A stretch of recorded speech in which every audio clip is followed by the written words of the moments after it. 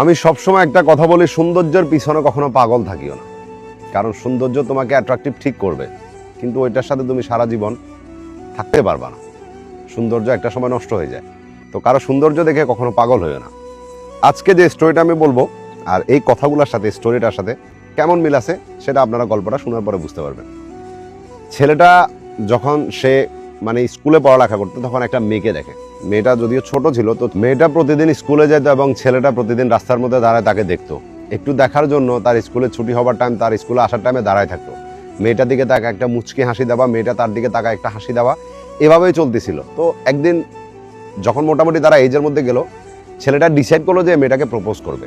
তো যেমন কথা তেমনই কাজ, সে একটা বাইক নিয়ে মেয়েটার রাস্তার সামনে গিয়া মেয়েটাকে দাঁড় করায়। সে বললো যে আমি তোমাকে অনেক পছন্দ করে অনেক বছর পর্যন্ত।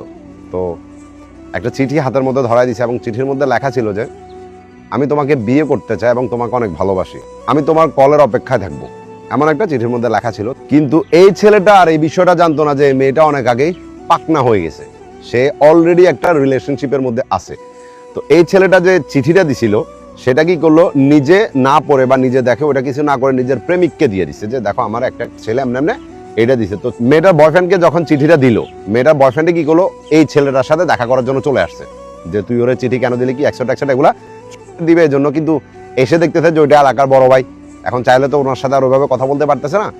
তো সম্পূর্ণ বিষয়টা বলার পর মেয়েটার বয়ফ্রেন্ডকে এই ছেলেটা জিজ্ঞেস করলো যে তুমি কি ওরে বিয়ে করবা নাকি শুধু এমনি টাইম পাস করতেছো? আর আমি ওরে বিয়ে করবো, আমি ওরা এত বছর পর্যন্ত ভালোবাসি, একসাথে থাকে না যে দুই জনের মধ্যে একজন হলো মেয়েটার এখন প্রেজেন্ট বয়ফ্রেন্ড, আর একজন হলো আরো আগে থেকে মেয়েটাকে পছন্দ করে কিন্তু মেয়েটা বড় হওয়ার জন্য বা তাকে বলে নাই, এরকম সিচুয়েশন আর কি। তো মেয়েটা তো আর ছেলেটাকে কল দিল না এবং ছেলেটাও আর মেয়েটার পিছন ছাড়ে নাই। সে প্রতিনিয়ত মেয়েটার পিছনে একটা ছায়ার মতো লেগে আছে। মেয়েটা কোথায় যাচ্ছে, কি করতেছে, কার সাথে মিশতেছে, সব কিছুর খবর রাখতেছে। একদিন ছেলেটা দেখতে পায় যে মেয়েটা তার বয়ফ্রেন্ডের সাথে একটা জায়গায় ঘুরতে গেছে কিছু ছেলে পেলে নিয়ে। তো ওইখানে এই ছেলেটা গেল এবং ওই ছেলেগুলোর ধরে ওইখানে বুঝতে পারতেছেন যা যা করা তা করলো এবং এটা একদম এলাকার মধ্যে ছড়াই গেছে যে অমুক ঘরের মেয়েটা এমন একটা কাজ করছে, ওইখানে পোলাপানের সাথে ধরা গেছে, এমন একটা বদনামি মেয়েটার নামে ছড়ানো হলো। তো এক পর্যায়ে মেয়েটার কাছে তো ছেলেটার নাম্বার আছে, তো মেয়েটা কি করলো, সে নাম্বারটা মেয়েটার মাকে দিছে। মেয়েটার মা খুঁজতেছে যে কোন ছেলে এমন আমার মেয়ের নামে বদনামিটা ছড়ালো, এমনভাবে খুঁজতেছিল। তো মেয়েটা বললো যে আমার কাছে ওই ছেলেটার নাম্বার আছে। এরপরে মেয়েটার মা নাম্বারটা নিল, নিয়ে ছেলেটাকে কল দিছে। ওই দিন ফার্স্ট টাইম মেয়েটার মায়ের সাথে ছেলেটার কথাবার্তা শুরু হলো এবং কথা বলতে বলতে একটা সময় বললো যে আমি তো ওর ভালো চাইছি, আপনারা তো জানেন না যে আপনাদের মেয়ে কি করতেছে, তো আপনাদের একটা সম্মান আছে এলাকার মধ্যে, আমি চাইতেছি না যে আপনাদের সম্মানটা নষ্ট হোক, আর আমি আপনাদের মেয়েকে অনেক আগে থেকে পছন্দ করি এবং আমি ওরে বিয়ে করতে চাই। তো এমন কথাবার্তা যখন ছেলেটা বলা শুরু করলো, ধীরে ধীরে মেয়েটার মার সাথে মোটামুটি ছেলেটা একটা কনভারসেশন ভালোভাবেও চলতেছিল এবং কথাবার্তাও চলতেছিল। একটা সময় মেয়েটার মা চাইতেছে না যে এই ছেলেটা তার মেয়েকে বিয়ে করুক, তো এই জন্য প্রস্তাবটা রিজেক্ট করে না, এমনভাবে বলছে যে আমার মেয়েকে বিয়ে করতে হলে 10 লক্ষ টাকা কাবিন দিতে হবে, 10 ভরি স্বর্ণ দিতে হবে, 2 লক্ষ টাকা ফৌজদারি বলে না, ফৌজদারি বাবদ দিতে হবে।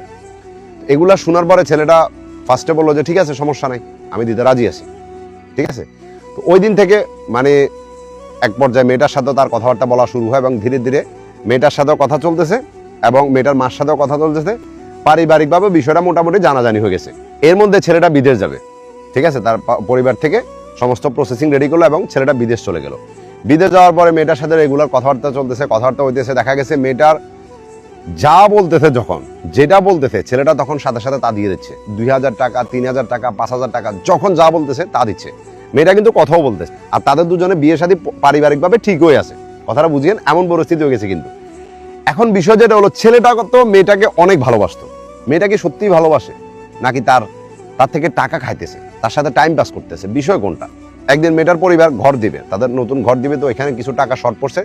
মেয়েটা ছেলেটার কাছে টাকা চাইতেছে, যে বলতেছে আমার জন্য এমনি 1 লক্ষ টাকা তোমার পাঠাতে হবে, বিকজ আমার আম্মা ঘরের কাজ ধরছে, তো এখানে একটু টাকা পয়সা শর্ট পড়ছে। তো ছেলেটা বললো যে 1 লক্ষ টাকা তো আমার দ্বারা এখন পসিবল না। প্রথমে দিবে না দিবে এরকম চিন্তা করছে, পরে বলছে যে ভালো তো বাসি, বিয়ে তো আমি ওরাই করতেছি, সমস্যা কি, এটা চিন্তা করে প্রথম বলছিল যে আমি 20-30 হাজার টাকা পর্যন্ত ম্যানেজ করে পাঠাবো, কিন্তু পরে 50-50 করে 2 দফে 1 লাখ টাকা মেয়েটার জন্য পাঠাইছে। এরপরে 2000 টাকা বলেন, 5000 টাকা বলেন, বোরকা নিবে, 3 পিস নিবে, যখন যা চাইতেছে মেয়েটা তা দিতেছে। কখনো টু শব্দ পর্যন্ত ছেলেটা করে নাই। এখন একটা বিদেশ থাকা মানুষ জানে, ছেলেটা বলতেছে যে ভাই আমার এমনও দিন গেছে যে আমি শুধু রাত্রে খাবার খাইছি, দিন ভর আর খাবার খাইনি। আমি ওই টাকাটা নিজের পকেটে রেখে দিতাম, যে কখন না ও ফোন দিয়ে বলে যে ওর কিছু একটা লাগবে, টাকা চায় বসে থাকে, যদি আমি না দিতে পারি। আমার চিন্তাধারা এমন হয়ে গেছিল। আর ওর জন্য আমি এতটা ক্রেজি হয়ে গেছি যে ও যা করতেছে আমি কখনো এগুলো ফলোই করতাম না। ও রাতে 2টা-3টা পর্যন্ত অনলাইনে থাকতো। যদি জিজ্ঞেস করতাম যে কেন তুমি অনলাইনে আসো, আমাকে একটা উল্টা প্রশ্ন দিতে বলতেছে যে আমি ঘুমাইতেছিলাম, যে হঠাৎ করে ঘুম ভাঙছে, আমি উঠছি, এমনি ঢুকছি, আবার ঘুমাই যাচ্ছি। আর ছেলেটা যদি রাগ করতো কখনো, মেয়েটা কখনো তার রাগ ভাঙাতে আসতো না। ছেলেটা নিজে আবার ফোন করে মানে বলতো যে তুমি এমন এমন কাজ করছো, তুমি এমনটা করে আমার রাগটা পর্যন্ত ভাঙা না, বা এমন এমন কাজ কেন করছো। তো মেয়েটা উল্টা একটা উত্তর দিত, কিন্তু ছেলেটা তো মগ্ন ছিল, তারপরও মেয়েটার সাথে কথাবার্তা বলতেছিল। এভাবে যখন দিনকাল যাচ্ছিল, একদিন মেয়েটা হঠাৎ করে ছেলেটার কাছে টাকা চাইলো। তো ছেলেটাও টাকা পাঠানোর পরে বলতেছে যে ওই টাকাটা হারাই গেছে, তুমি আমার জন্য আবার টাকা দাও। তো ছেলেটা আবার টাকা দিল, কিন্তু এই টাকাটা দিয়ে মেয়েটা কি করতেছিল জানেন? সে একটা ছেলের সাথে অলরেডি বাংলাদেশের রিলেশনশিপে আছে।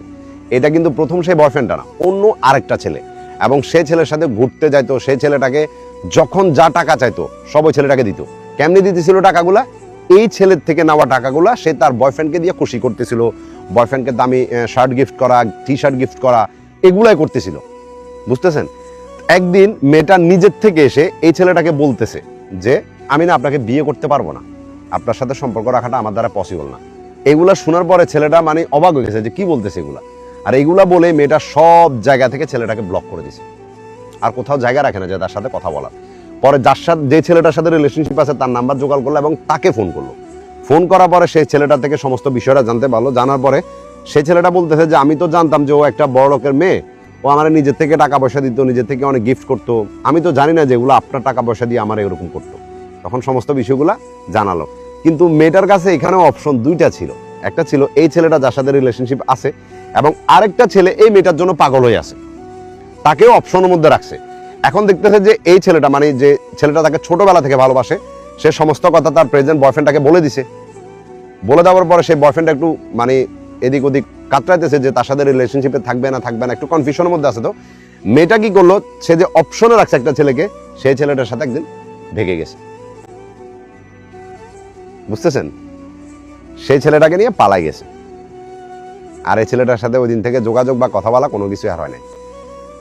তো ছেলেটা বলতেছে যে ভাই আমি ওর যত টাকা পয়সা দিছি বা ওর ফ্যামিলিরে যত কিছু দিছি, ওর ফ্যামিলিতে পর্যন্ত আমি 4,000-5,000 টাকা করে পাঠাইতাম ওর মায়ের খরচের জন্য, ওর নিজের খরচের জন্য। কিন্তু আমি ওই টাকাগুলো চাই নাই। আমি বলছি আল্লাহ পাক তোমার বিচার করবে, আমি আর কিছু বলি নাই। তো এটা নিয়ে সমাজের মধ্যে বলেন অনেক কিছু হয়েছে, কিন্তু হয়ে আর লাভ কি? যেটা তো গেছে সেটা গেছেই। তো এই জন্য আমি প্রথমে আপনাদেরকে বলছি যে কখনো সৌন্দর্যের পিছনে দৌড়াইয়েন না। সৌন্দর্যটা আপনাকে অ্যাট্রাক্ট করবে, কিন্তু এটা আপনার সাথে লাইফ লং থাকবে না। এই জিনিসটা আপনার মধ্যে থাকতে হবে, এই জিনিসটা আপনাকে বুঝতে হবে। আমরা যখন বিয়ে শাদী করবো বা করি বা করার চিন্তাধারা যারা করতেছেন, তাদেরকে বলতেছি যে একটা মেয়ের গুণ দেখবা, তার ভিতরে কি কি স্পেশাল গুণ আছে এগুলা দেখবা।